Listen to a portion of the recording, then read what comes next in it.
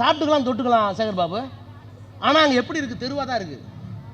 ஒவ்வொரு கிராமமும், அதான் அம்பேத்கர் சொன்னார், every village is a working unit of Hindu religion. கிராமத்தில் ஒவ்வொரு கிராமமும் இந்து மதத்தை தூக்கி பிடிக்குது. ஏன் காரணம்? இந்து மதங்கிறது என்ன? ஜாதி தொகுப்பு, அசார்ட்மெண்ட் ஆஃப் காஸ்ட். ஜாதி எடுத்துட்டா மதம் இருக்காது. இந்துக்களாகிய நமக்குத்தான் இந்த நாடு சொந்தம். இஸ்லாமியர்கள் கேவலமானவர்கள், விரசமானவர்கள், விபச்சாரியின் பிள்ளைகள். அவர்களை நெருங்க விடக்கூடாது, அவர்களை துரத்த வேண்டும் இந்த நாட்டை விட்டு என்பது அந்த கதையினுடைய சுருக்கம். ராஜா எந்த மதத்தில் சொல்லுகிறார்களோ அந்த மதத்திற்கு ஒரு முஸ்லீமை கூட்டிட்டு வரேன், நீ ஏற்றுக்குவீங்களா? என்ன பிரச்சனைனா அவனை எந்த ஜாதியில் வைப்பீங்க? கன்னடமும் கலிதெலுங்கும் கவின் மலையாளமும் தாயே தமிழே உன் உதிரத்தே உதித்தெழுந்தே ஒன்று பல ஆயிடினும் ஆரியம்போல் உலக வழக்கு அழிந்து ஒளிந்து சிறையாகும் சீரிழமை. 24/1/1950 இந்த பாடலை முழுசாக ஏற்றுக்கிட்டது 2 பத்தி தான். ஆனால் நீங்கள் முழு பாடலை ஏற்றுக்கிட்டேன்னு ஃப்ராட் பண்ணிருக்கீங்க. என்ன? You committed A constitutional fraud அப்படின்னு மைக் ஆஃப் பாஸ் பண்ணிட்டாங்க. பிரின்சிபால் ரூமுக்கு போயிருந்தோம், பிரின்சிபால் ரூமில் பேசிகிட்டு இருந்தோம். நான் வேற ஒரு கூட்டத்தோடு சொல்லியிருக்கேன். அந்த அம்மா இந்தியாவில் 3 வருஷம் ட்ரைனிங் எடுத்துகிட்டு போயிருக்கு. அந்த காலேஜ் பிரின்சிபால் எந்த party, which party you belong to இந்தியான்னு கேட்டுச்சு. இந்தியாவில் எந்த பகுதியிலேருந்து வரீங்க? என்ன? I belong to Tamil Nadu, we came from தமிழ்நாடுன்னு. Oh, I know, Tamil is a classical language. Your leader one Karunanidhi did it, I know. என்ன பிரச்சனைனா, இவ்வளவு பெருமை உள்ள சட்டமன்றத்தில், இவ்வளோ பெருமை உள்ள தமிழ்நாட்டில் இப்போ எங்களுக்கு அன்பு மொழி தெரியும், கருணை மொழி தெரியும், அமைதி மொழி தெரியும். இது தமிழ் படித்த சுபைவிக்கு தெரியாது, தமிழ் படித்த ராஜாவுக்கு தெரியாது. எனக்கு கோவம் வருமா வராதா? ஏன்னா ஒரு கொலை நடந்திருக்கு, ஒரு அமைச்சரை கேட்டால் அந்த பொண்ணு சொல்லுது அட்மினிஸ்ட்ரேட்டிவாக கேளுங்க, பொலிட்டிக்கலாக கேட்டவனே ஆளுட்டான். ஏன்னா செத்து போனதில் அட்மினிஸ்ட்ரேட்டிவ் வேறு பொலிட்டிக்கல் வரையா? இப்படி லூசுங்களா இருப்பீங்களா? அண்ணா அரை மணி நேரம் 1 மணி நேரம் நாடாளுமன்றத்திலே சட்டமன்றத்திலே பேசினால் அவர் என்ன பேசுகிறார் என்பதை அன்றைக்கு வாட்ஸ்அப் இல்லை, நேரலை இல்லை. ஆனால் அதை தெரிந்து கொள்வதற்கு இளைஞர்கள் மூளை முடுக்கெல்லாம் உட்கார்ந்திருப்பார்கள். அண்ணா நாடாளுமன்றத்திலே பேசினார், அவர் பேசுவது வெளியே வருவதற்கு 2 நாட்கள் 3 நாட்கள் ஆகும். ஆனால் அது எதிலே வரும்? திராவிட நாட்டிலே வருமா, முரசொலியிலே வருமா, நம் நாட்டிலே வருமா, தந்தியிலே வருமா என்று அன்றைக்கு இளைஞர்கள் காத்து கொண்டிருந்த காலம். கலைஞர் என்ன பேசுகிறார் என்பதற்காக 50 கிலோமீட்டர் 20 கிலோமீட்டர் சைக்கிளில் போன காலம். இப்படி அறிவார்ந்த பேச்சாளர்கள் இருந்து வளர்ந்த ஒரு இயக்கம் நாடாண்டு. அதற்கு பின்னாலே இன்றைக்கு ஒரு புதிய உத்தியை நம்முடைய பேராசிரியர் சொன்னார். பேசி பேசி வளர்ந்த சட்டமன்றத்தில் பேசாமலேயே ஒரு முதலமைச்சர் வந்து விட்டதால் நீங்கள்லாம் அதுக்கு அடிமையாகி இவ்வளோ நேரம் ஏன் பேசுகிறீங்களேன்னு கேட்டுருவீங்களோன்னு எங்களுக்கு பயமாக இருக்குது. ஏன்னா ரொம்ப நேரம் இனிமேல் உட்கார முடியாது. ஏன்னா முதலமைச்சர் எப்படி இருக்காரோ அப்படி தான் இனிமேல் ஆகும். என்றாலும் கூட திராவிட முன்னேற்றத்துக்கு சில தனித்த பண்புகள் இருக்கிறது. இங்கே எல்லாம் பேசுனாங்க கலைஞருடைய புகழை. இந்த தலைப்பை பார்த்த பிறகு எனக்கு ஒரு கோணம் தோன்றியது. தமிழ்நாடு உயர்ந்தது அவர் கையால். தமிழ்நாடு நீங்கள் சுதந்திரத்திற்கு பிறகு முழு இந்தியாவையும் காங்கிரஸ் கட்சி தான் ஆண்டது. இங்கே சொன்னார் நம்முடைய சூர்யா சொன்னார், வந்தே மாதரம் பாடல். வந்தே மாதரம் பாடல்ங்கிறது பக்கிங் சாட்டர்ஜி என்கிற ஒருவரால் எழுதப்பட்ட பாடல். ஆனந்த மடம் என்கின்ற ஒரு நாவல் வங்காளத்தில். அந்த நாவலில் என்ன அடிப்படை நாதம் என்று சொன்னால், இந்துக்களாகிய நமக்குத்தான் இந்த நாடு சொந்தம். இஸ்லாமியர்கள் கேவலமானவர்கள், விரசமானவர்கள், விபச்சாரியின் பிள்ளைகள்.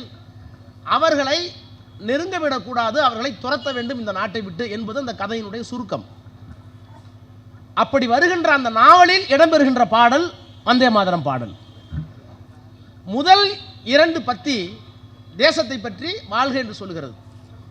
மீதி இருக்கிற 4 பத்தியும் இவர்களை விரட்ட வேண்டும் என்று துர்காவிடம் கேட்கிறது, கடவுளிடம் கேட்கிறது.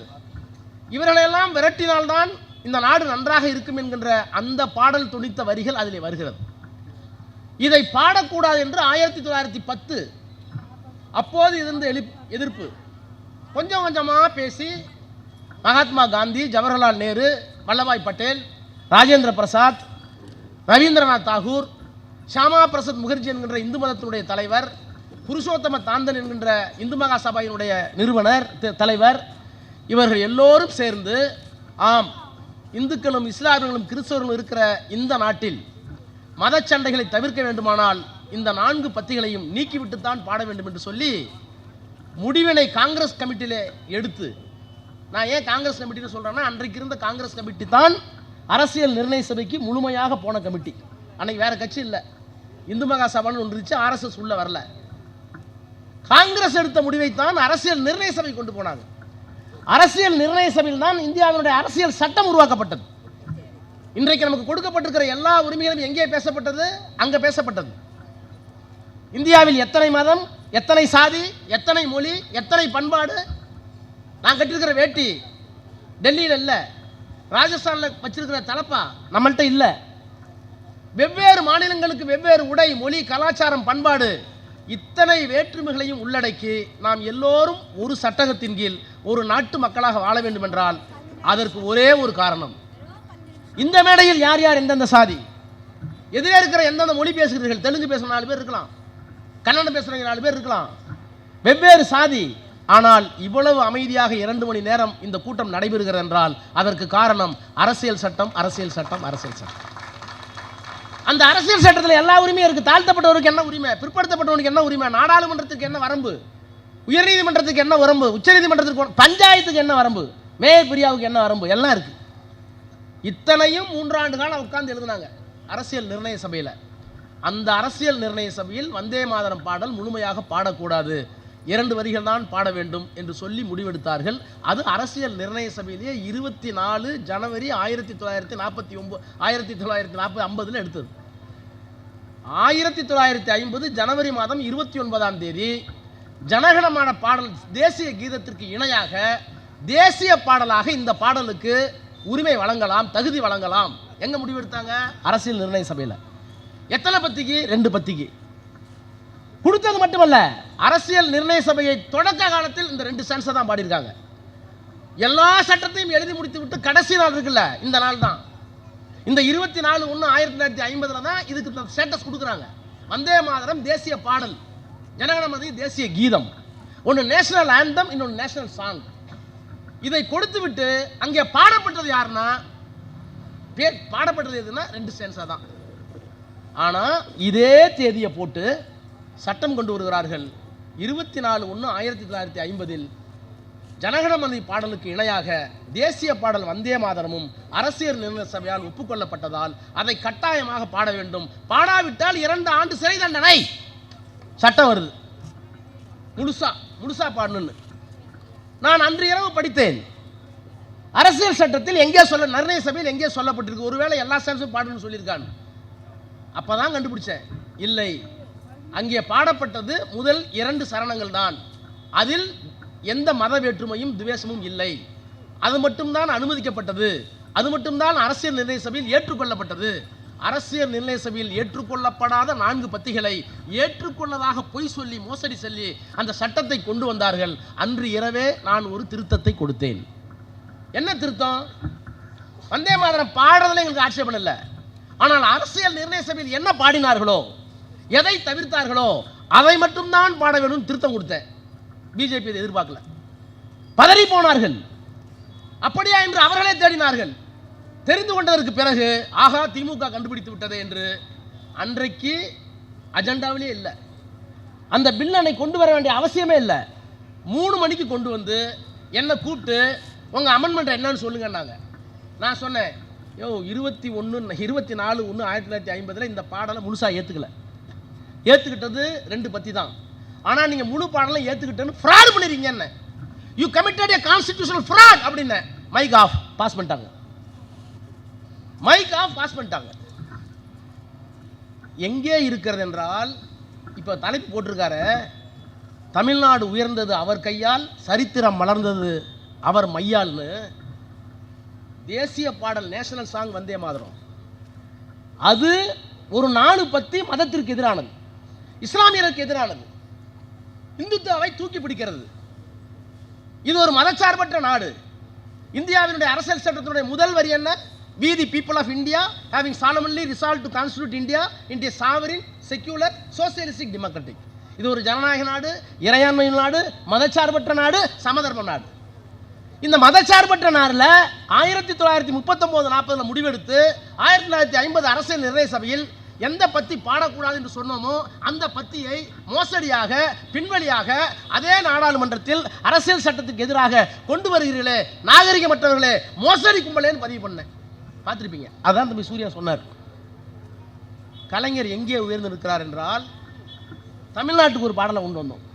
நீராறும் கடல் உடுத்தன், நீராறும் கடல் உடுத்தன் தமிழ் வழக்க பாடலாம் பாடணும்.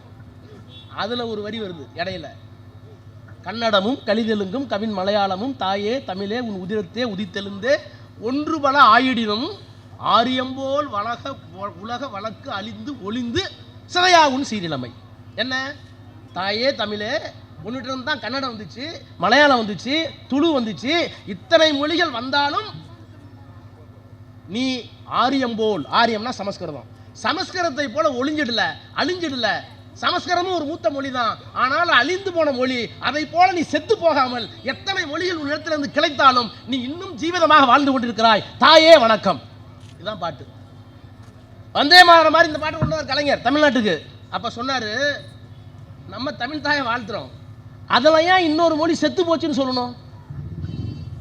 நமக்கு பிடிக்காத மொழி இது. ஆரியம் போல் வளக உலக்கழிந்து சமஸ்கிருதம் செத்து போச்சுன்னா இங்க இருக்கிற பிராமணர்களுக்கு கோபம் வரும், வடவர்களுக்கு கோபம் வரும். அவர்கள் மனதை ஏன் புண்படுத்தணும்?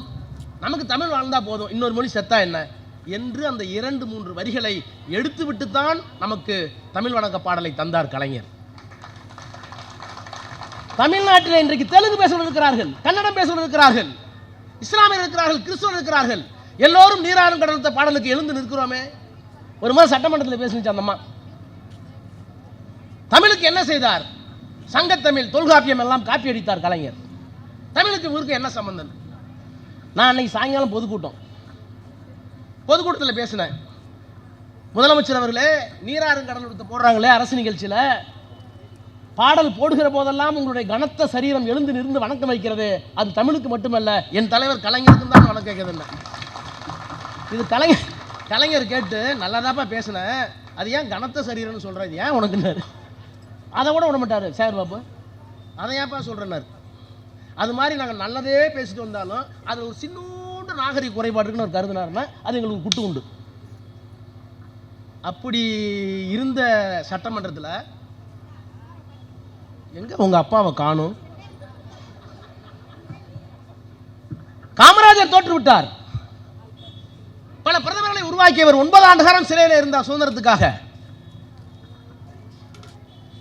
இந்தியாவினுடைய பிரதமர்களை, குடியரசுத் தலைவரை உருவாக்குவதிலே ஒரு தமிழன், வேட்டி கட்டிய தமிழன் நின்றான். அவர் உருவாக்கிய பள்ளிகள் எத்தனை? நானே அவர் கொடுத்த பள்ளி கொடுத்து தான் படிச்சு வந்தேன். என் கிராமத்தில் ஆதி திராவிட நல்ல பள்ளி அவர் தான் கொடுத்தார். திறந்து வச்சது TS அருணாச்சலம், திருச்சி TS அருணாச்சலம். கக்கன் வந்திருக்காரு எங்கள் ஊருக்கு. ஆதி திராவிட நலப்பள்ளியில் தான் 5ஆவது வரைக்கும் படித்தேன். அந்த பள்ளிக்கூடத்தில் படிச்சுட்டு தான் நாடாளுமன்றத்தில் இந்த வீடு வெளுக்கிறோம் நாங்களும். காரணம் என்ன? யார் காரணம்? பெரியார், அண்ணா, அம்பேத்கர், கலைஞர். நீங்க தானே காரணம். அப்போ நீராறும் கடல் உடுத்த பாடலில் இந்த சமூகத்தில் எந்த பிரச்சனையும் வந்துவிடக் கூடாது என்பதற்காக தீர்க்க தரிசனத்தோடு அந்த பாடலை வடிவமைத்த கலைஞர் எங்கே? இஸ்லாமியர்களும் கிறிஸ்தவர்களும் மண்ணில் வாழ்ந்து மதச்சார்பற்ற நாடு வாழ்கின்ற இந்த நேரத்தில் அவர்களை சீரழிக்க வேண்டும் என்பதற்காக ஒரு பாடலை நாடாளுமன்றத்தில் கொண்டு வருகிறே, நீங்கள் யார்? இப்போது சொல்லுங்கள். ஒரு மாநில கட்சி அண்ணா we belong to Dravidian second ராஜ்யசபால சொன்னார். அதுக்கே பெரிய ரகல. அண்ணா சொன்னது we belong to Dravidian stock, நான் திராவிட மரபினத்தை சார்ந்தவன். இப்படி சொல்லுவதால் நான் வங்காளிக்கோ குஜராலிக்கோ குஜராத்திக்கோ அல்லது மகாராஷ்டிராவுக்கு எதிரானவன் அல்ல. இப்படி சொல்லுவதால் எங்களுக்கு தனித்த திடமான வேறுபட்ட கொள்கைகள் உண்டு, அடையாளம் உண்டு, டிஃபரண்ட் டிஸ்டிங்க்ட் என்று சொன்னார். எங்களுக்கு மொழி இனம் பண்பாடு எல்லாம் இருக்குன்னார். அவர் சொன்னார். தமிழ்நாடு இந்திய டெல்லியில் தலைநகரில் பதிய வைத்தார். தமிழ்நாட்டுக்கு தமிழ்நாடுன்னு பெயர் வைத்தார். சுயமரியாதை சட்டம் கொண்டு வந்தார். இருமொழியை கொண்டு வந்தார். இருமொழி கொள்கை கொண்டு வந்தார். இறந்து போய்விட்டார். அவர் சொன்னார், தமிழ்நாட்டுக்கு தமிழ்நாடுன்னு பேர் வச்சுருக்கேன், இங்கே இந்தி வரக்கூடாதுன்னு ஆங்கிலம் தமிழ் தான் இருமொழி கொள்கையை கொண்டு வந்திருக்கேன். இந்த கொள்கைகளெல்லாம் இருக்கிற வரை நான் உயிரோடு இருந்தாலும் இல்லாவிட்டாலும் நான் கொண்டு வந்த இந்த திட்டங்களை எல்லாம், தமிழ்நாடு பெயர் மாற்றத்தை, சுயமரியாதை சட்டத்தை, இருமொழி கொள்கையை கை வைப்பதற்கு எத்தனை ஆண்டு காலம் இந்த மண்ணிலே பயப்படுகிறார்களோ, அஞ்சுகிறார்களோ, அச்சப்படுகிறார்களோ, அந்த அச்சம் இருக்கிற வரை அண்ணாதுரை தான் இந்த நாட்டை ஆளுகிறார். அண்ணா சொன்னார், நீராறுங்கடல் உடுத்த பாடலை எல்லா அரசு நிகழ்ச்சிகளிலேயும் தவறாமல் எதுவரை பாடப்படுகிறதோ அதுவரை கலைஞர் தான் தமிழ்நாட்டை ஆளுகிறார். எத்தனையோ திட்டங்கள் சொன்னார். தமிழகம் உயர்ந்தது அவர் கையால், மலர்ந்தது அவர் மையாள்னார். பல பேத்துக்கு தெரியாத வரலாறு. தஞ்சாவூர் மாவட்டத்தில், டெல்டா மாவட்டத்தில், திருச்சிக்கு அந்த பக்கம் நாகப்பட்டினம் வரைக்கும் எல்லாத்துக்கும் பெரிய பெரிய விவசாய நிலங்கள். மூப்பனாருக்கு ஒரு 10,000 ஏக்கர், வாண்டையாருக்கு ஒரு 10,000 ஏக்கர், இன்னொரு முதலியார் தியாகராய முதலியார் ஒருத்தர் இருந்தார், அவருக்கு ஒரு 10,000 ஏக்கர். இப்படி வாண்டையார்களும் முதலியார்களும் மூப்பனார்களும் 10,000 20,000 ஏக்கர் வச்சுக்கிட்டு இருந்த காலத்தில் அங்கே அந்த வயல்களை எல்லாம் வேலை செய்வதற்கு வேலையாள்கள், பண்ணையாள்கள் இருந்தாங்க. குடும்பமாக இருந்தாங்க. ஒருத்தட்ட 1000 குடும்பம் 2000 குடும்பம் இருந்தது. அவர்களுக்கெல்லாம் குடிசை போட்டு கொடுத்துருப்பாங்க. 2 சென்டில் பல வருஷமாக அங்கே இருக்கிறாங்க. தலைமுறை எங்கள் தாத்தா அங்கே தான் இருந்தார், எங்கள் அப்பா அங்கே தான் இருந்திருப்பார், என் பிள்ளை அங்கே தான் இருக்க போகுது. அந்த 10,000 ஏக்கரத்தை தாண்டி என்னால் வாழ முடியாது. ஒரு தாழ்த்தப்பட்டவன் வாழ முடியாது, பிற்படுத்தப்பட்டவன் வாழ முடியாது. அவங்க என்ன கேட்டாங்கன்னா, இந்த 1000 ஏக்கர் நிலத்தை தான் நாங்கள் வளர்ந்துக்கிட்டு இருக்கோம் பரம்பரையாக. நாங்கள் குடியிருக்கிற இந்த மனை இருக்குல்ல, அந்த மனையை மட்டும் எங்களுக்கு குடிங்கன்னு கேட்டாங்க. குடியிருக்கிற மனையை கேளுங்க, இங்கே தான் எங்கள் தாத்தா செத்தான், எங்கள் பாட்டை செத்தான், உங்கள் நிலத்தில் தான் நான் பாடுபட்டான், நானும் பாடுபட போகிறேன், என் பிள்ளையும் பாடுபட போகுது. வெறும் 2 சென்ட் ஒரு பட்டா கொடுங்கய்யா, சாகும்போது பணத்தை பட்டாவில் போடுறாங்க. பெரிய போராட்டம். மணலி கந்தசாமின்னு ஒரு மிகப்பெரிய காங்கிரஸ் கட்சி, கம்யூனிஸ்ட் கட்சி தலைவர், அவருக்கு பெரிய வரலாறு இருக்குது. எவ்வளோ பெரிய தியாகின்னு சொன்னீங்கன்னா நீங்கள்லாம் நேரம் இல்லை, முடி செலுத்து போகும். ஐயாவுக்கு தெரியும் எவ்வளோ பெரிய வரலாறுன்னு. அவர் தலைமறைவாக இருக்கார், அரசாங்கத்துக்கு எதிராக போராடி தலைமறைவாக இருக்கார், ஓராண்டு காலம் தலைமறைவாக இருக்கார். அவருடைய துணைவியார் 6 மாத கர்ப்பிணி. 6 மாத கர்ப்பிணி. போலீஸ் போய் கேட்டாங்க, உங்கள் புருஷன் எவ்வளோ நாளாச்சு வந்துன்னு. அவர் 1 வருஷம் மேலே ஆச்சு. வயிற்றில் குழந்தை 6 மாதம். அது யார்? எப்படி இல்லாமல் போகணுன்னு யார் சொன்ன உனக்கு? வயிற்றில் குழந்தை வரதுக்கு புருஷன் மட்டும் தான் காரணமாக இருக்குன்னா போட வெளியேச்சு போலீஸ்காரன். உத்தமி, நெறி உள்ளவன். அவர் வந்துட்டு போறார் வீட்டுக்கு தலைமறைவாக இருக்கார். கண்டுபிடிக்க முடியல போலீஸால. தான் கணவன் கொண்ட கொள்கை தோற்று போய்விடக் கூடாது, அவனை காட்டிக் கொடுக்க கூடாது, அதற்காக என்னுடைய வாழ்க்கை பால்பட்டாலும் பரவாயில்லை, என்னுடைய பெயருக்கு கலங்க வந்தாலும் பரவாயில்லை, என் கொள்கை கலங்கப்படக்கூடாது, கணவனுடைய கொள்கை என்பதற்காக நிறைந்த நீதிமன்றத்திலே பொய் சொன்னவன் மணலி கந்தசாமி. அந்த மணலி கந்தசாமி போராடி கிடைக்கல. கலைஞர் முதலமைச்சராக வந்தார். கேட்டார், சட்டமன்றத்தில் கேட்டார், பல தரமையா கேட்குறையா, ஒரு 2 சென்ட் நிலம் கொடுங்கன்னு கேட்டார்.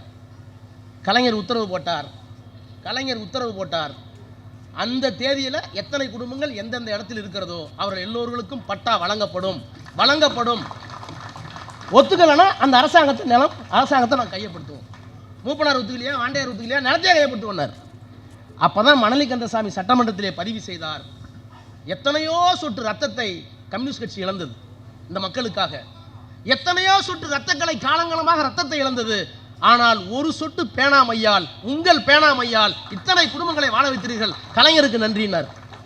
அதை தான் சேகர் பாபு சொல்றார், தமிழ்நாடு உயர்ந்தது அவர் மையால். அப்படியே கோயம்புத்தூருக்கு போங்க. கோயம்புத்தூர்ல எல்லாம் டெக்ஸ்டைல்ஸ் தான், இப்பதான் குறைஞ்சு போச்சாங்க. எல்லாம் பெரிய பெரிய ஜவுளி ஆலைகள், நூற்பாலைகள் தான். அதிலே வேலை செய்திருந்தார்கள். அவர்களுக்கு பணி நிரந்தரம் கிடையாது. தாத்தா வேலை பார்த்துருப்பாரு, சம்பளம் கொடுப்பாங்க, சோறு தின்னு அப்படி செத்துப்போம். பணி நிரந்தரமும் கிடையாது, ஊதிய உயர்வும் கிடையாது. எங்களுக்கு பணி உயர்வு வேண்டும், நிரந்தரம் வேண்டும், ஊதிய உயர்வு வேண்டும் போராடினார். அங்க ரமணின்னு ஒரு கம்யூனிஸ்ட் எம்எல்ஏ இருந்தார், சிபிஎம். போராடி எல்லாம் ஓஞ்சிட்டாங்க. பல பேர் சிறைக்கு போனாங்க, பல பேர் செத்து போயிட்டாங்க, கடைசி வரைக்கும் கிடைக்கல. கலைஞர் முதலமைச்சர், ரமணி வந்தார். போராடி பார்த்து விட்டோம். நீங்க சொல்லியிருக்கீங்க பெரியாரை சந்திக்காவிட்டால் நானும் கம்யூனிஸ்ட் தான் சொன்னீங்களே. நான் கம்யூனிஸ்ட்காரன் கேட்கல, எனக்கு வழி எனக்கு தெரியும், வாங்க எங்க ஊருக்கு. கலைஞர் பார்த்தார், எல்லாத்தையும் கூப்பிட்டு பேச்சுவார்த்தை நடத்தினார். முதலாளிங்க படியல, ஒரே ஒரு அறிவிப்பு, அடுத்த 48 மணி நேரத்தில் அவர்களுக்கு ஊதிய உயர்வும் பணி நிரந்தரம் வழங்காவிட்டால் உங்களுடைய அனைத்து 100 ஆலைகளையும் தமிழ்நாடு அரசு ஏற்கும். சாயங்காலம் எல்லாம் கையெழுத்து போட்டாங்க. அப்ப அவர் சொன்னார், போராட்டங்களால் செய்ய முடியாததை சிறையிறப்பும் போராட்டத்தால் செய்ய முடியாததை உங்கள் ஒரு துளி மையால் எங்களுக்கு வாழ்க்கை கொடுத்தீர்களே, கலைஞர் வாழ்க. அந்த மை தான் பெரியார் இன்னைக்கு குறை சொல்கிறார்களே. பெரியார் வேணுமானா கேட்கறதுக்கு ஆள் வந்துட்டாங்களே, கொள்கை தலைவர்களாங்களே. அந்த பெரியாரை, அண்ணாவை உயிர்ப்பிக்க ஒவ்வொரு முறையும் உயிர்ப்பித்து அவங்க மறந்து போவாங்கன்னு சொல்லலை, நான் மறந்துவிடக் கூடாது என்பதற்காக பல திட்டங்களை கொண்டு வந்தவர் கலைஞர். அண்ணா மறுமலர்ச்சி திட்டம், ஒரு சமத்துவபுரம் திட்டம். இப்போ நான் எங்கள் ஊர்லேருந்து வந்திருக்கேன். நான் ஒன்றிய அமைச்சர் தானே, 6 தடவை எம்பி தானே, என்னட்டு எல்லா காரும் இருக்குல்ல. ஊரில் இருக்க எல்லா பணக்காரனும் பெரிய காரில் தான் போகிறான்ல, அந்த மாதிரி நானும் காரில் போகிறேன்ல. ஆனால் எங்கள் கிராமத்தில் சாதி ஒழிஞ்சு போச்சா? சாப்பிட்டுக்கலாம் தொட்டுக்கலாம் சேகர் பாபு. ஆனால் அங்கே எப்படி இருக்குது? தெருவாக தான் இருக்குது. ஒவ்வொரு கிராமமும், அதான் அம்பேத்கர் சொன்னார், every village is a working unit of Hindu religion. கிராமத்தில் ஒவ்வொரு கிராமமும் இந்து மதத்தை தூக்கி பிடிக்குது. ஏன் காரணம்? இந்து மதங்கிறது என்ன? ஜாதி தொகுப்பு, அசார்ட்மெண்ட் ஆஃப் காஸ்ட். ஜாதி எடுத்துட்டா மதம் இருக்காது. இப்போ நீங்கள் மதம் மாறுறாங்கிறீங்கல்ல. நான் ஒரு முஸ்லீமை கூப்பிட்டு வரேன் உங்கள் மதத்துக்கு, என்னட்டு ரெடியாக இருக்கிறான். ஒரு முஸ்லீமா உங்கள் மதத்துக்கு கூப்பிட்டு, என் மதத்துக்கு கூப்பிட்டு வரேன், நான் உங்கள் மதம் என்ன கோச்சுவாங்க. ராஜா மத விரோதின்றான். ராஜா எந்த மதத்தில் சொல்லுகிறார்களோ அந்த மதத்திற்கு ஒரு முஸ்லீமை கூட்டிட்டு வரேன், நீங்க ஏத்துக்குவீங்களா? என்ன பிரச்சனைனா அவனை எந்த ஜாதியில் வைப்பீங்க? ஒருத்தன் இந்துன்னு உள்ள வந்தானா எந்த ஜாதியில் வைப்பீங்க? ஏனென்றால் சாதி இல்லாமல் ஒரு இந்து இருக்க முடியாது. சாதி இல்லாமல் ஒரு முஸ்லீம் இருக்கலாம், சாதி இல்லாமல் ஒரு கிறிஸ்தவம் இருக்கலாம். ஆனால் சாதி இல்லாமல் இந்து இருக்க முடியாது என்பதால் இன்னொரு மதத்திலிருந்து உள்ள வர முடியாது. ஏன் அப்படி இருக்குன்னா, ஒவ்வொரு கிராமமும் செட்டியார் தெரு, வன்னியர் தெரு, நாயுடு தெரு, பரத்தெரு, பள்ளத்தெரு, சக்கிலி தெரு வந்து கிடக்கு. யார் எந்த உயரத்துக்கும் போகலாம். ஆர்கே நாராயணன், KR நாராயணன், இந்தியாவினுடைய குடியரசுத் தலைவர், அவர் கிராமத்தில் அவர் வீடு தலித் தெருவில் தான் இருக்கு. இது இன்றைக்கு மாற்றல. பெரியார் மாறணும்னு நினைச்சார், மாற்ற முடியல. ஆனால் கலைஞருக்கு அது தோணுச்சு. சாதி எல்லாம் ஒழிஞ்சு, சென்னையில் ஒழிஞ்சிருச்சு இல்லை. இந்த ஊரில் ஜாதி பார்த்தா வீடு வாங்குறீங்க, பணம் இருந்தால் போதுமில்ல. 10 கோடி பணம் இருந்தால் சென்னையில் அண்ணா சென்னையில் வீடு வாங்கலாம். ஆனால் எங்கள் ஊரில் வாங்க முடியாது, கிராமத்தில் வாங்க முடியாது, தெருவு மாதிரி வாங்க முடியாது. நீ எதாக இருந்தாலும் இந்த தெருக்குள்ள வராதம்மா. அப்போ சாதியை எங்கே உடைக்க வேண்டும்?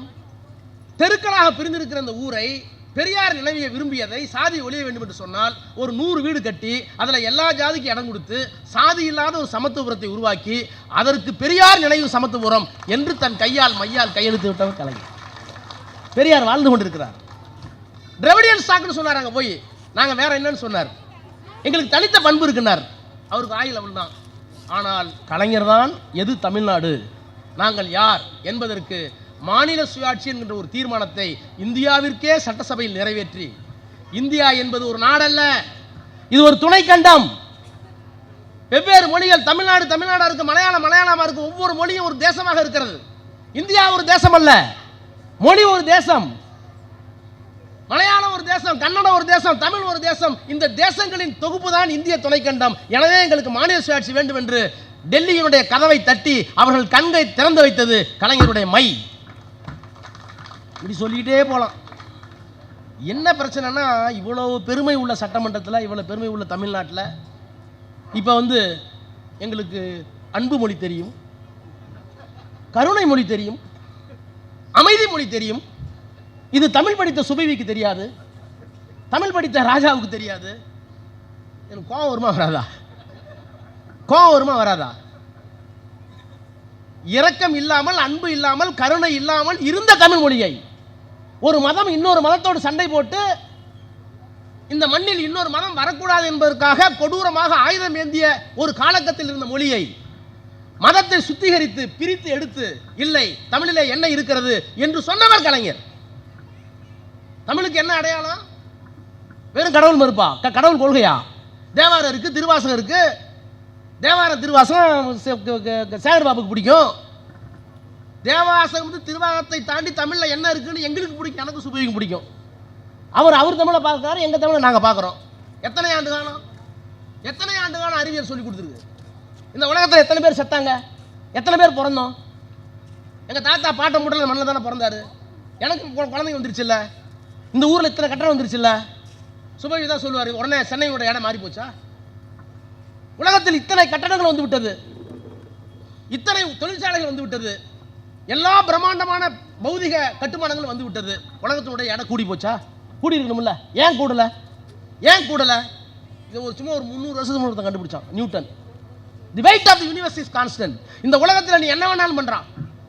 100 மாடி கட்டணம் கட்டுறான், அதுக்காக சிமெண்ட் ஒரு இடத்துல வந்திருக்கும், கல் ஒருத்தர் வந்திருக்கும், மணல் ஒருத்தர் வந்திருக்கும். ஏன் இந்த மைக்குக்காக எங்கேயோ ஒருத்தர் இரும்பு கொண்டு வந்திருப்பான், இந்த கண்ணாடிக்காக எவனோ ஒருத்தர் பண்ணியிருப்பான். இந்த பொருள்கள் இருந்தாலும் அழிந்தாலும் எல்லாம் புதுமையாக வந்து விடுவதில்லை. ஏற்கனவே இருக்கிற இந்த பிரபஞ்சத்தில் இருக்கின்ற பொருள் தான் வருகிறது, அழிகிறது, போகிறது. எனவே பிரபஞ்சத்தின் எடை மாறாது. இதை 300 வருஷத்துக்கு முன்னாடி நியூஸுக்கு ஐட்டன் சொல்லி ஐசக் நியூட்டன் சொல்லி நோபல் பரிசு வாங்கிட்டு போயிட்டான். ஆனா ஏன் மாறாது? பஞ்சபூதங்களால் உருவானது இந்த உலகம். இந்த உடம்பு நான் செத்து போயிட்டேன்னா ஒன்று மண்ணா போகும், இல்லைன்னா நெருப்பால எரிச்சா சாம்பலா போயிடும். ஒரு சொட்டு விந்தால குழந்தை பிறக்கும். அப்ப ஏன் என்ன காரணம்? இந்த பிரபஞ்சம் என்பது நிலம், தீ, நீர், வலி, விசும்பு 5ஓடு கலந்த மயக்கம். பஞ்சபூதங்களால் ஆனது இந்த உலகம். இந்த பஞ்சபூதத்தை தாண்டி இந்த உலகத்தில் எதுவுமே இல்லை. யாராலும் சிருஷ்டிக்க முடியாது, யாராலும் அழிவிக்க முடியாது. சிருஷ்டிப்பாக இருந்தாலும் அழிவாக இருந்தாலும் எல்லாம் இந்த பஞ்சபூதத்திற்கு அடக்கும். இதை தாண்டி பிரபஞ்சம் போகாது. எனவே உலகத்தின் எடை மாறாது. தொல்காப்பியன் 3000 வருஷத்துக்கு முன்னாடி சொல்லியிருக்காங்க. 3000 ஆண்டுகளுக்கு முன்னால் சொன்ன மொழியை, எங்களுடைய அறிவியல் தத்துவத்தை 300 ஆண்டுகளுக்கு முன்னால் ஒரு வெள்ளக்காரன் சொல்லி நோபல் பரிசு வாங்கிட்டு போயிட்டான். இது எங்க மொழியில இருக்குடா என்று தொல்காப்பியத்தை எழுதியது கலைஞர். இப்படி தொல்காப்பியத்தில் இருக்குன்னு கொண்டு வந்தவர் கலைஞர். இந்த மொழிக்கு செம்மொழி என்கிற அந்தஸ்தை கொடுத்தவர் கலைஞர். இன்றைக்கு தமிழ்ல நான் ஒன்றும் இல்லை, நான் ஒரு கூட்டத்தில் நேராக இன்டர்வியூ சொல்லியிருக்கேன். என் பொண்ணை அந்த லண்டன் யூனிவர்சிட்டியில் கியூன் மேரின்னு ஒரு புகழ்பெற்ற யூனிவர்சிட்டியில் சட்டம் ஏற்படுத்தி கூப்பிட்டு போயிருந்தேன். பிரின்சிபால் ரூமுக்கு போயிருந்தோம். பிரின்சிபால் ரூமில் பேசிகிட்டு இருந்தோம். நான் வேற ஒரு கூட்டத்தில் சொல்லியிருக்கேன்.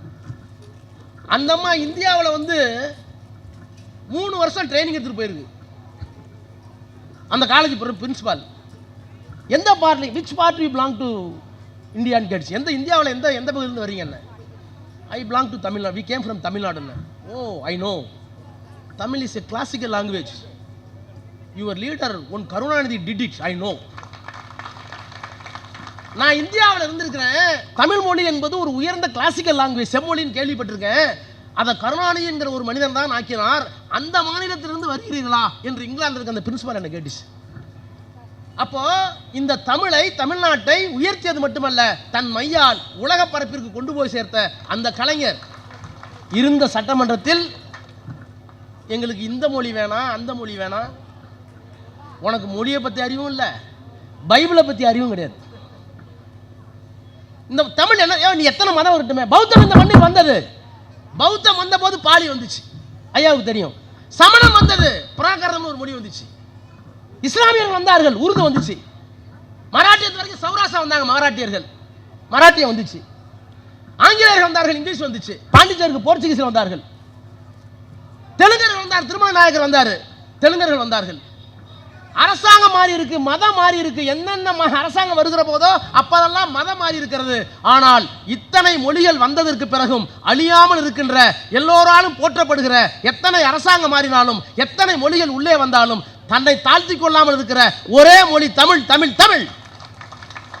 எங்கள்கிட்ட நான் வந்திருக்க மொழி வேற, டேய் இன்னும் நாளைக்கு 1000 மதம் வரட்டும். ஏன் சமஸ்கிருதமே வந்துச்சு, அவள் வந்த ஒரு படம் சமஸ்கிருதம் வந்துச்சு, எங்கள்கிட்ட இருந்துச்சு. இந்த மண்ணில் சமஸ்கிருதம் வந்துச்சு. நான் சொன்ன இத்தனை மொழிகள் வந்தது. இத்தனை மொழிகள் வந்ததற்கு பிறகும் எங்களை தாழ்த்தி கொள்ளாமல் தன்னை இன்னமும் ஜீவிதமாக வைத்துக் கொண்டிருக்கிற எங்கள் தாய்மொழி தமிழ் உனக்கு அவ்வளோ இலக்காரமாக போச்சு. எந்த மொழியையும் தாண்டி, தமிழ் மொழியை தாண்டி எந்த மதமும் இந்த மண்ணில் அறநெறியை போதித்ததாக வரலாறு இல்லை. தமிழ் மொழியை தாண்டி எந்த மதமும் மனிதனை செம்மைப்படுத்தியதாக வரலாறு இல்லை. இன்னும் சொல்ல போனால் மதம் சண்டை போட வச்சிருக்கு. சிலுவை போர் எங்க வந்துச்சு? ஈரானுக்கு ஈராக் என்ன போர் இன்னைக்கு? ஈரான் ஈராக் அடிக்கிறாங்களே, வளைகுடா நாடுகள் கேட்குதா? என்ன காரணம்? ஆக மதத்தை தாண்டி, சாதியை தாண்டி, இங்கே இருக்கிற எல்லா கூறுகளையும் தாண்டி மொழிதான் எங்களை இணைத்தது. அதை வாழ வைத்த பெருமை கலைஞருக்கு உண்டு. வாழ்வித்துக் கொண்டிருக்கிற பெருமை இந்த உண்டு. என்ன பிரச்சனை? நீங்க உறுதி எடுத்துக்கணும். ஒரு அளவும் தெரிய மாட்டேங்குது. எது யாருக்கு? ஏங்க இன்னைக்கு ஒரு கொலை நடந்திருக்கேன்னு கேட்குறாங்க. அட்மினிஸ்ட்ரேட்டிவாக கேள்வி கேளுங்க, பொலிட்டிக்கலாக என்கிட்ட கேட்காதீங்க. ஒரு அமைச்சர், எங்க கொலை நடந்திருக்கு, அது அட்மினிஸ்ட்ரேட்டிவ் எனக்கு புதுசாக இருக்குது. ஏன்னா ஒரு கொலை நடந்திருக்கு, ஒரு அமைச்சரை கேட்டால் அந்த பொண்ணு சொல்லுது அட்மினிஸ்ட்ரேட்டிவாக கேளுங்க, பொலிட்டிக்கலாக கேட்டவனே ஆள்தான். ஏன்னா செத்து போனதில் அட்மினிஸ்ட்ரேட்டிவ் வேற, பொலிட்டிக்கல் வேறையா? இப்படி லூசுங்களா இருப்பீங்களா? ஆனால் ஒட்டுமொத்த லூசுங்களா சேர்ந்தா சண்டை மட்டத்துக்கு போனீங்க, கேட்க மாட்டானா? எனவே தான் சொல்லுகிறேன், அறிவார்ந்த ஒரு இயக்கத்தை கட்டமைத்த பெருமை அண்ணாவுக்கும் பெரியாருக்கும் கலைஞருக்கும் உண்டு. அதை காப்பாற்றி கொண்டிருக்கிற பெருமை இந்த முத்துவேல் கருணாநிதி ஸ்டாலின் மகத்தாருக்கு உண்டு. ஒன்று சொல்லட்டுமா, எங்க கலைஞர் பிள்ளைங்கிற நிரூபிச்சார் சொல்லட்டுமா?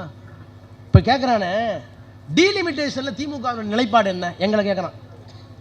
எங்கள் ஊரில் ஒரு பழமொழி இருக்கு, 8 புள்ள பெற்றவளுக்கு தலைச்சம்புள்ள பெற்றவன் மருத்துவம் பார்த்தாலும்.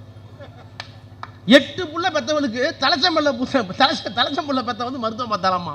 டேய், எங்கள் டீலிமிட்டேஷன் யாருன்னு தெரியுமா? டீலிமிட்டேஷன்னா தொகுதி மறுவரைவுக்காக தமிழ்நாட்டில் இருக்கிற 40 தொகுதிகள், பாண்டிச்சேரி சேர்த்த தொகுதிகளை மறுசீரமைப்பு பண்ணும்போது மக்கள் தொகை அடிப்படையில் நீங்கள் செய்தால் உத்தரப்பிரதேசத்துக்கு எண்ணிக்கை நிறைய போகும். நாங்கள் குடும்ப கட்டுப்பாடு பண்ணிக்கிட்டோம், ஒரு புள்ள ஒரு பொண்ணு வச்சுக்கிட்டோம். ஆனால் அவன் 7 புள்ள வரவதன் பெற்றுக்கிட்டு இருக்கான். அவனுக்கு நாடாளுமன்ற உறுப்பினர்களுடைய எண்ணிக்கை கூட எங்களுக்கு குறையும். இதை தெளிவுபடுத்த வேண்டும். மக்கள் தொகை அடிப்படையில் தான் நீ எம்பின்னு சொன்னால் தமிழ்நாடு பாதிக்கும், எங்களுக்கு நம்பர் குறைஞ்சிரும். எங்களுக்கு நம்பர் குறைஞ்சிட்டா நீ எதுவும் தரமாட்ட பார்லிமெண்ட்டில், எங்களுக்கு சக்தி எல்லாம் போயிடும். இதற்காக 5 மாநிலத்தினுடைய முதலமைச்சர்களை கூட்டிட்டு வந்து அதுக்கு ஒரு எதிர்ப்பு மாநாடு போட்டு இந்த தொகுதி மறுவரை தவறு என்று தீர்மானம் போட்ட ஒரே மாநில கட்சி, அரசியல் கட்சி முத்துவேல் கருணாநிதி ஸ்டாலின் தலைவர் கட்சி தான். இன்னொன்று சொல்லட்டுமா, தேஜஸ்வி யாதவ் பீகார் மாநிலத்துடைய எதிர்கட்சி தலைவர், அவர் மேட்டுப்பாளையத்துக்கு வந்தார் பிரச்சாரத்துக்கு. நம்ம தலைவரும் கலந்துக்கிட்டார். அப்போ அவர் முதலமைச்சர். அவர் பிரச்சாரம் பண்ணிட்டு என் தொகுதியில் நேர்களில் பேசிட்டு கடைசியாக சொன்னார், ஸ்டாலின் எல்லாம் செய்கிறாரு, ஹி இஸ் மை பிரதர், அவர் தான் திரும்ப முதலமைச்சராக வருவார்னு நம்புகிறேன், நீங்கள் பார்த்துங்கன்னு சொல்லிட்டு ஒன்று சொல்கிறேன், இந்த மனிதரை தமிழ்நாட்டு தலைவராக மட்டும் எண்ணாதீர்கள். எங்களுக்கெல்லாம் தொகுதி மறுவரை பற்றி ஒன்றுமே தெரியல. நாங்கள்லாம் மக்கள் தொகை அடிப்படையில் பீகாருக்கும் கூட வரும், உத்தரப்பிரதேசம் கூட வரும், எல்லாத்துக்கும் கூட வரும். ஆனால் அப்படி கூட வந்தால் அதனுடைய பாதிப்பு பின்னாளில் என்னவாக இருக்கும், எப்படி அதை பிஜேபி பயன்படுத்தி கொள்ளும். ஒரு 4-5-10 இடையில இருக்க ஒரு 4-5 மாநிலத்தில் மட்டுமே பிஜேபி வெற்றி பெற்றால் ஒட்டுமொத்த இந்தியாவையும் தன்னுடைய காலையிலே போட்டு மொழியை, பண்பாட்டை, மாநில உரிமைகளை எப்படியெல்லாம் சிதைப்பார்கள் என்பதை எங்களுக்கு கற்றுக் கொடுத்து கண் திறந்த பெருமை இந்த தலைவருக்கு தான் உண்டு. எனவே அந்த பில்லை தோக்கடின்னு முடிவு பண்ணோம். இந்த ஆட்சி வந்ததிலிருந்து அமித்ஷாவுக்கோ மோடிக்கோ நாடாளுமன்றத்தில் தோல்வி என்பதே கிடையாது. எல்லா பில்லையும் பாஸ் பண்ணிட்டே போவாங்க. ஆனால் இந்த பில் அரசியல் சட்ட பில்ங்கிறதுனால நேரடியாக ஓட்டு போடணும். அப்படி ஓட்டு போடுகிற போது இந்த டீலிமிட்டேஷன் தொகுதி மறுவரை சட்டத்தை தோற்கடிக்க வேண்டும் என்று எங்களுக்கு தெரியாது, எங்களுக்கு புரியல, எங்களுக்கு விளங்க வைத்து இந்த தலைவன் சொல்லிதான் அந்த சட்டத்தை அமித்ஷா உட்காந்துருக்காரு, பிரதமர் மோடி உட்காந்துருக்காரு, உள்ளே வரும்போது திமிரா வந்தாங்க, அந்த சட்டத்தை கொண்டு வந்தாங்க. நாங்கள்லாம் எதிர்த்து ஓட்டு போடணும்னு நினைக்கல. கதறினாங்க. நீங்களுமா ஸ்டாலின் பேச்சை கேட்குறீங்க, அகிலேஷ் யாதவ் ஸ்டாலின் பேச்சை கேட்குறீங்க, தேஜவி நீங்க தான் ஸ்டாலின் பேச்சை கேட்குறீங்க, ஏன் அப்படி கெட்டு போறீங்க, இதெல்லாம் பேசுகிற அமித்ஷா. தோற்கடிக்கப்பட்டதற்கு பிறகு முதலாக அவர் முகத்தில் கரியை பூசிய பெருமை இந்த கழகத்திற்கு தான் உண்டு என்று சொல்லிவிட்டு சொன்னார். எல்லோரும் எழுந்து நின்று ஒரு நிமிடம் அந்த மனிதருக்கு வணக்கம் வையுங்கள் என்று சொல்லி எல்லாரும் எந்திரிச்சு நின்னோம். மேட்டுப்பாளையத்தில் எல்லாரும் எந்திரிச்சு நின்று வணங்கி அந்த மனிதன் இன்றைக்கு எங்கே இருக்கிறார் உங்கள் அப்பான்னு ஒரு தற்கூரி கேட்குறாருன்னா அதை தமிழ்நாடு பார்த்துக்கிட்டு இருக்குன்னா, வெட்கம் இருந்தால், சூடு இருந்தால், சொரணம் இருந்தால் வருகின்ற நாடாளுமன்ற தேர்தலில் அவர்களை வீட்டுக்கு அனுப்புங்கள். நாடாளுமன்றத்தை கைப்பற்றி அதற்கு பிறகு இவர்கள் யார் என்பதை நாம் நிரூபிப்போம். அதற்காக உழையுங்கள் என்று சொல்லி கலைஞர் புகழ் வாழ்க என்று சொல்லி விடைபெறுகிறேன். நன்றி, வணக்கம்.